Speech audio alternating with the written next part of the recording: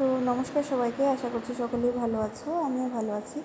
তো এটা হচ্ছে আমার বিয়ের অধিবাসের ভিডিও। তো তোমাদের সাথে শেয়ার করছি, আর ভিডিওটা অনেকটাই বড় হয়ে যাবে, তার জন্য আমি অনেকটা টেনে দিয়েছি। আর দেখো, এখানে আমাকে শাখা পরানো হচ্ছিলো, আর শাখা পরানোর সময় যে ফিলিংসটা, সেটা বলে বোঝানোর মতো না। ভিতরটা যে কীরকম করে সেটা বলে বোঝানো যায় না। তো যাই হোক, এখানে আমাকে শাখা পরিয়ে একে একে সব গয়নাগুলোও আমাকে দিয়েছিল, বলছিল যে তুই পর, না হলে আমরা যদি পরাই তাহলে ব্যথা পেতে পারিস। তো এই জন্য আমাকে বলছিল যে, তাই আমি হাতের জিনিসগুলো আমিই পরে নিয়েছি। আর এখানে আমার বৌদি আমাকে বাকি জিনিসগুলো পরিয়ে দিচ্ছিল। তো বিয়ের পর মেয়েদের জীবনের নৌকাটা পুরোই উল্টো চলে।